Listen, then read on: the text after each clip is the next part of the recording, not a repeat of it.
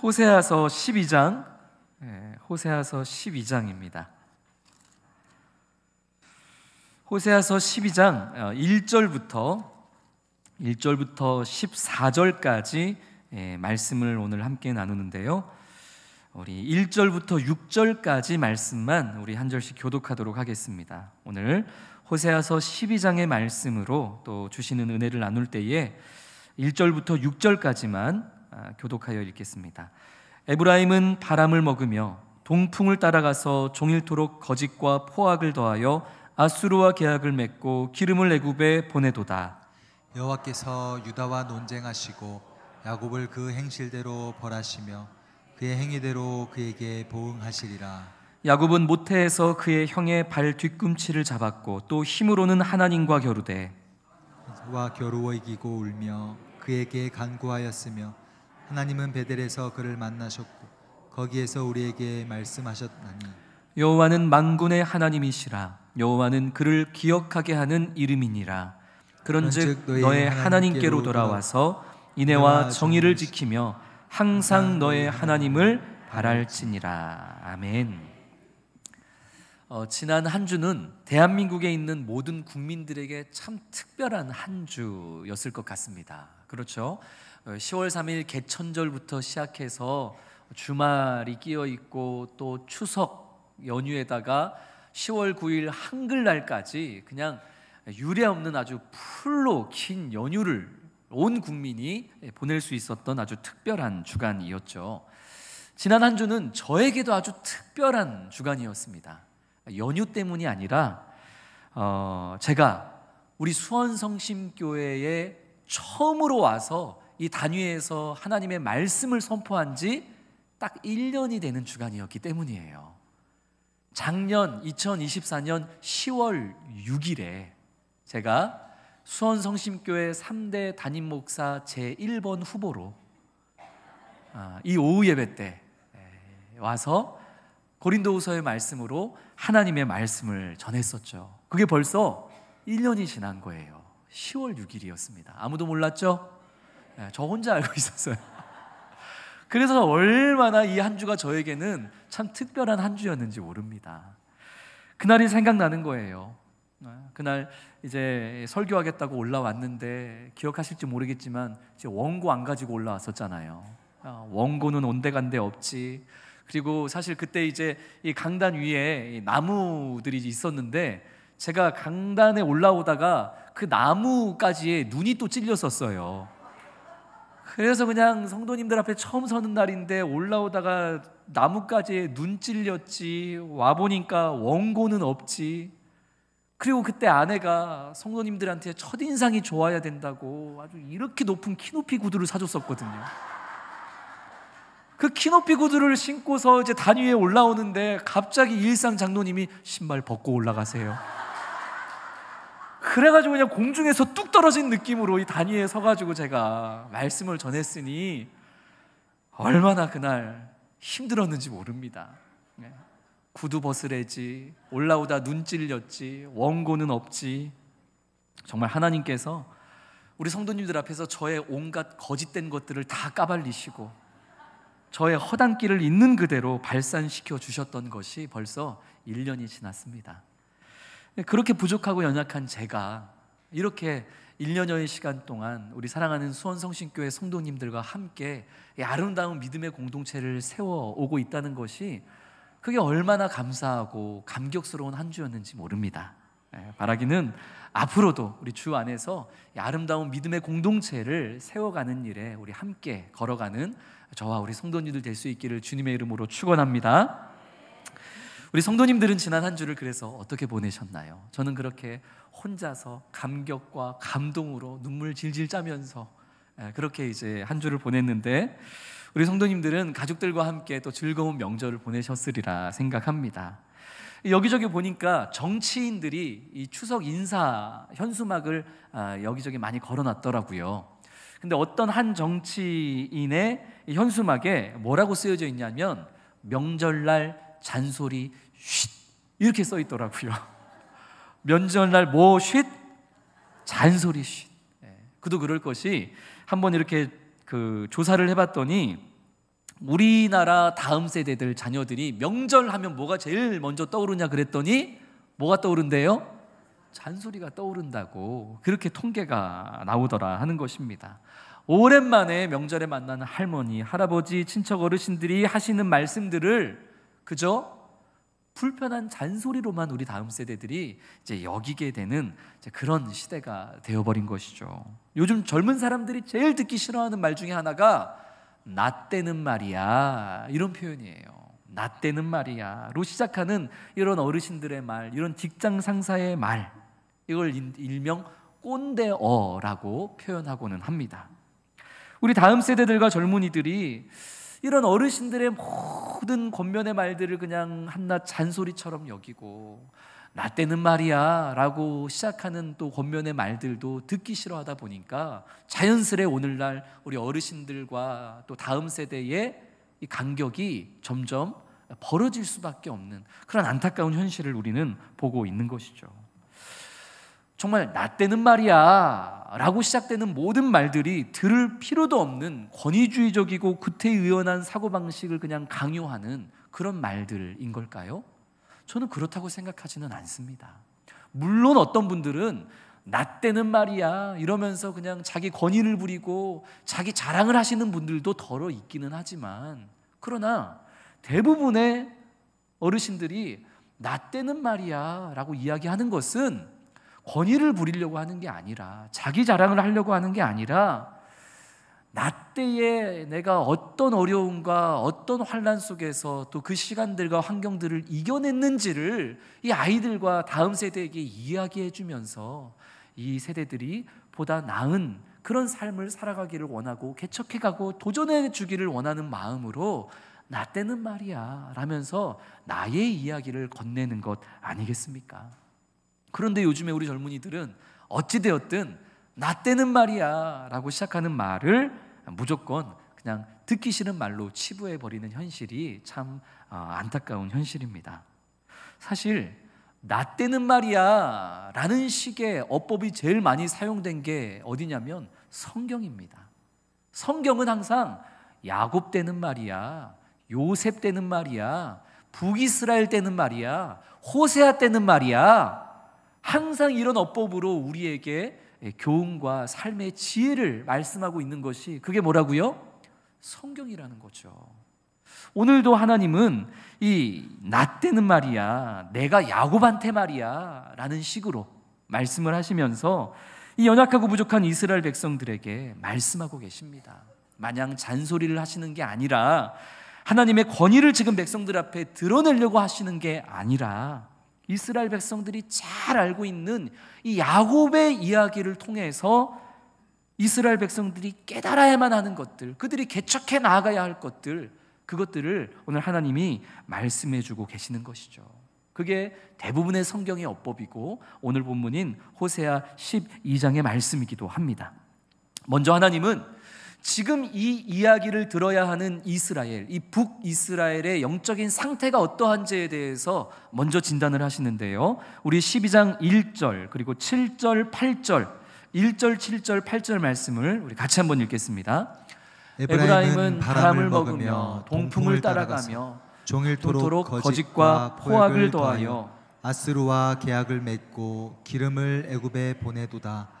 그는 상인이라 손에 거짓 저울을 가지고 속이기를 좋아하는도다. 에브라임이 말하기를 나는 실로 부자라. 내가 재물을 얻었는데 내가 수고한 모든 것 중에서 죄라 할 만한 불의를 내게서 찾아낼 자 없으리라 하거니와. 아멘. 하나님께서 지금 이 호세아 시대의 북이스라엘 백성들의 영적인 상태가 어떠한지에 대해서 말씀하고 계시죠. 바람을 먹으며 동풍을 따라가는 삶을 살아가고 있다.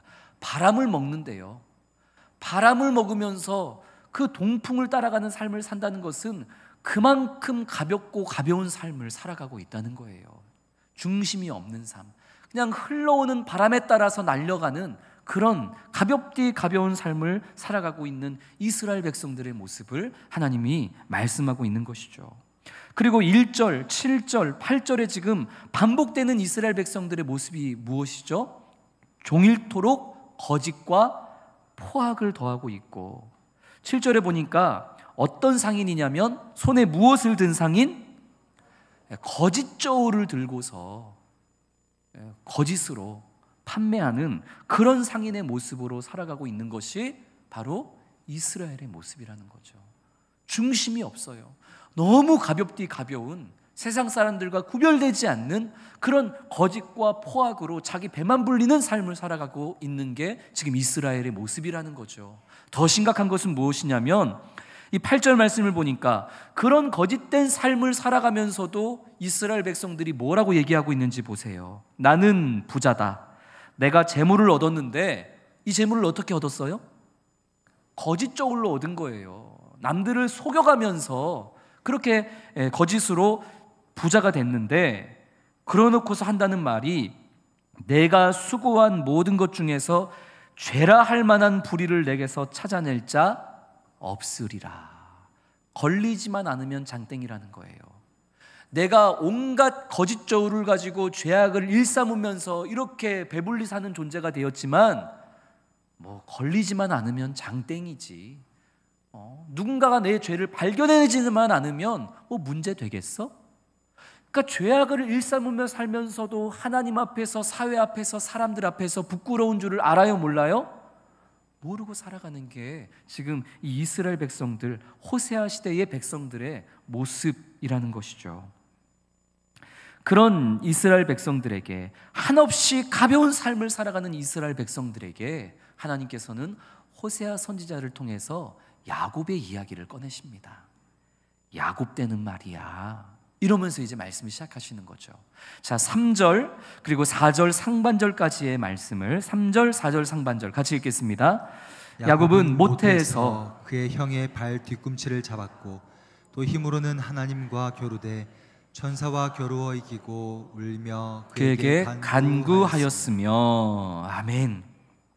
야곱에 대한 이야기를 꺼내놓습니다. 야곱이 누굽니까? 야곱은 연약한 인간의 표본과 같은 인물이 바로 야곱입니다. 3절 보니까 야곱이 엄마 뱃속에서부터 어떤 모습으로 태어났대요?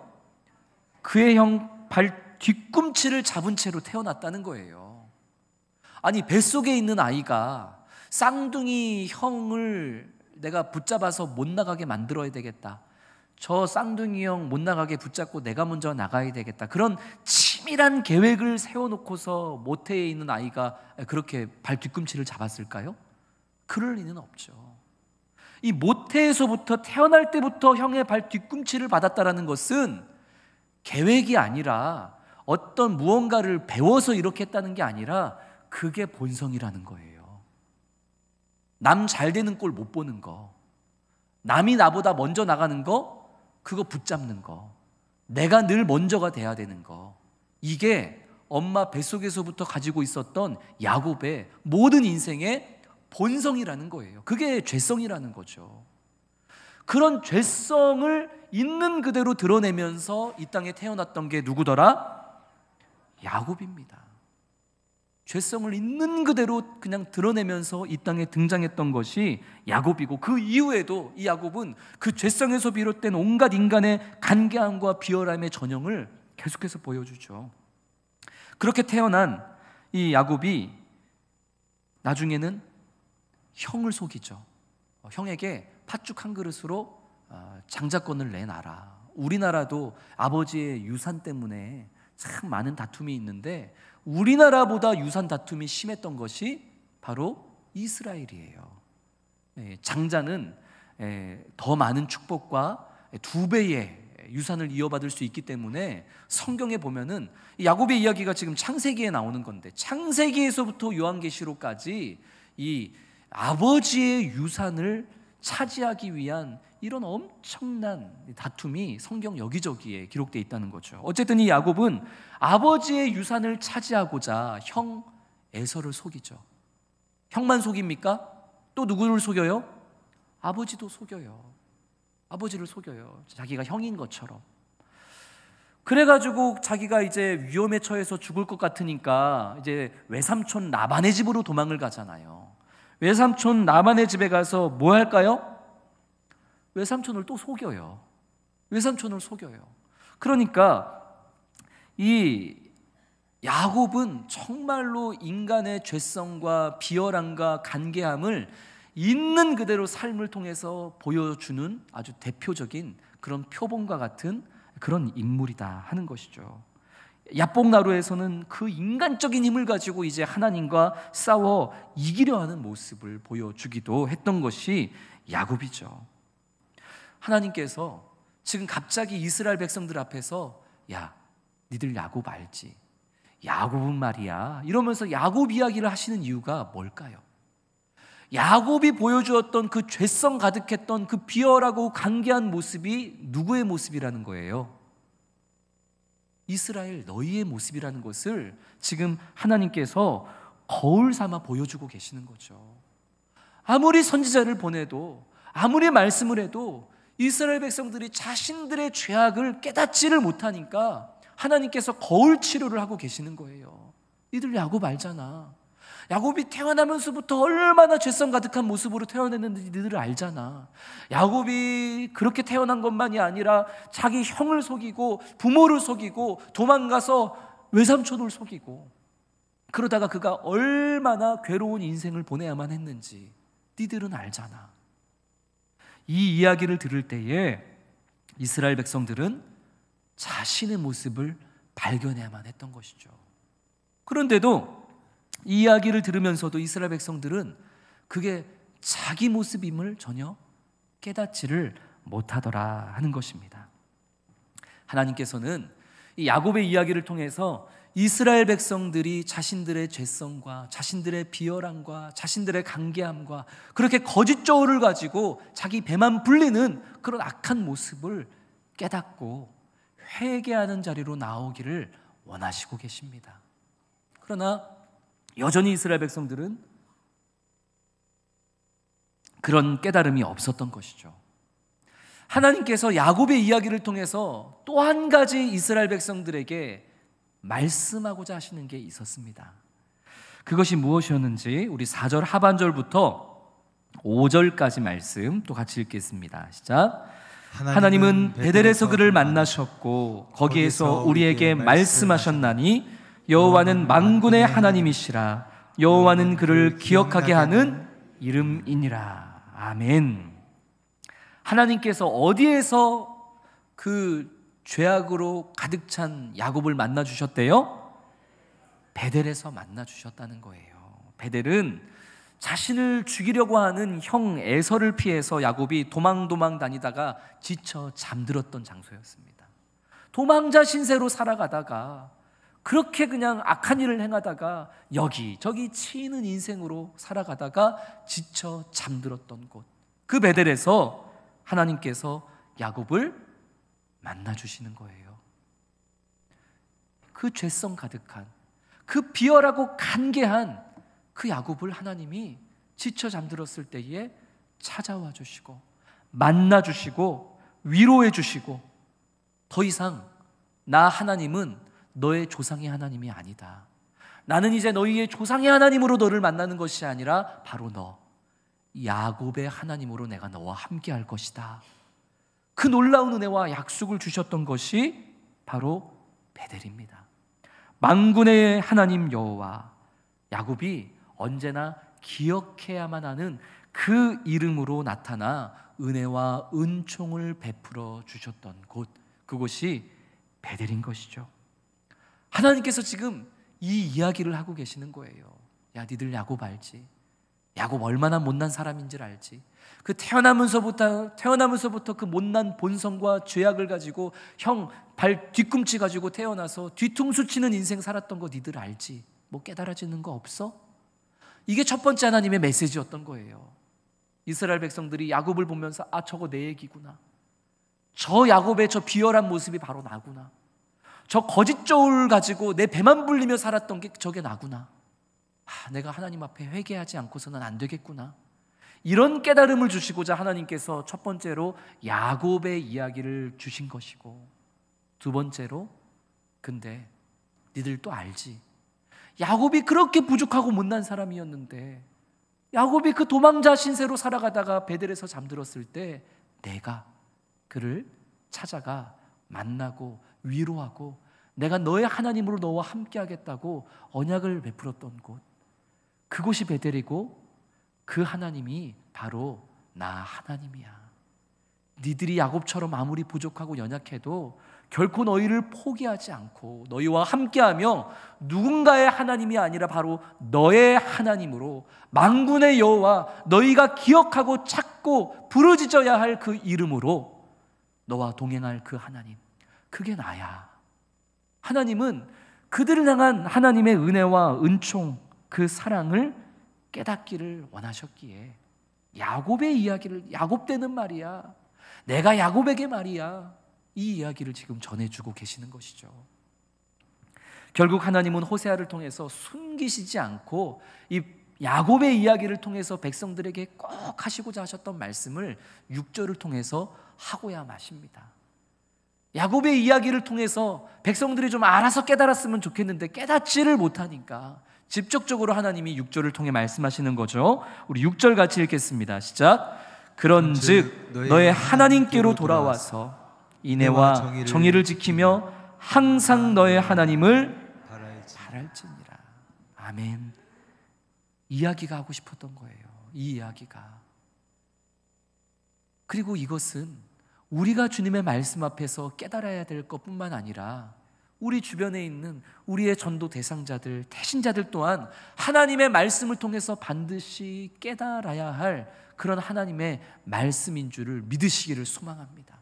우리도, 우리 태신자들도, 전도 대상자들도 하나님의 말씀을 들을 때에, 하나님의 말씀을 가까이 하고 하나님의 말씀을 묵상하게 될 때에 우리는 두 가지를 늘 깨달아야 되는 거죠. 저 야곱의 모습이, 저 야곱의 죄악 가득하고 비열하고 간계한 모습이 주님 없이 살아왔던 내 모습이었구나. 이것을 깨달아 우리는 항상 회개의 자리로 나아가야 할 줄로 믿습니다. 두 번째, 그런데 하나님께서 그렇게 못나고 죄성 가득하고 비열했던 야곱을 하나님이 베델까지 가서 만나주시고 그에게 또 놀라운 하나님의 은혜를, 은총을 베풀어 주셨구나. 이게 하나님이 내게 베풀어 주시는 표현할 수 없는 놀라운 사랑과 은혜구나. 우리는 또한 이것을 깨달아야만 되는 것이죠. 그래서 성경의 말씀을 통해서 비단 야곱의 이야기만이 아니라 호세아서의 말씀을 통해서, 구약의 말씀을 통해서, 신약의 말씀을 통해서, 모든 성경의 말씀을 통해서 우리들과 그리고 우리의 태신자들은 이렇게 회개의 자리로 나아갈 수 있는 기회를 얻고, 그리고 아무리 내가 못나고 부족하고 지금 내 삶의 형편이 어렵다 한들 주님께서 언제나 나를 그 베델에서 찾아와 주시고 위로해 주시고, 나는 박지만 목사의 하나님으로 너를 찾아온 게 아니란다. 나는 너의 할머니 할아버지, 니네 엄마 아빠의 하나님으로 너를 찾아온 게 아니란다. 나는 너의 하나님으로 너를 찾아왔단다. 그렇게 우리를 찾아와 은혜를 베푸시는 주님을 우리 말씀을 통해 깨닫기를 원하시는 게 하나님께서 성경을 우리에게 주신 이유이고 목적인 것이죠. 이 놀라운 은혜를 모든 성경의 말씀을 통해서 깨달을 수 있는 우리 성도님들 되시기를 주님의 이름으로 축원합니다. 이 크고 놀라운 은혜를 어떻게 우리만 깨닫고 즐기고 마무리할 수 있겠습니까? 이 말씀을 통해서 깨닫는 이 두 가지 은혜, 회개의 자리로 나아갈 수밖에 없게 만드는 이 말씀의 은혜, 그리고 언제나 우리를 포기하지 않고 찾아와 나의 하나님으로 나를 만나주시고 위로하시고 동행해 주신다는 이 하나님의 놀라운 사랑과 은총의 역사를 이 말씀을 통해서 깨달을 수밖에 없는 이 은혜, 이 은혜를 내게서 또 우리 태신자들과 전도 대상자들에게까지 흘러갈 수 있도록 우리에게 주어진 그 역할들을 오늘 우리 주일 오전 말씀을 통해 들은 것처럼 때를 얻든지 못 얻든지 말씀을 전파하고 항상 힘쓰고 그리고 경책하고 권면하고 마침내 그들을 이 은혜의 자리로, 진리의 자리로 권할 수 있는 그런 우리 성도님들 모두가 되어지기를 주님의 이름으로 축원합니다. 우리 오늘 주신 말씀을 기억하면서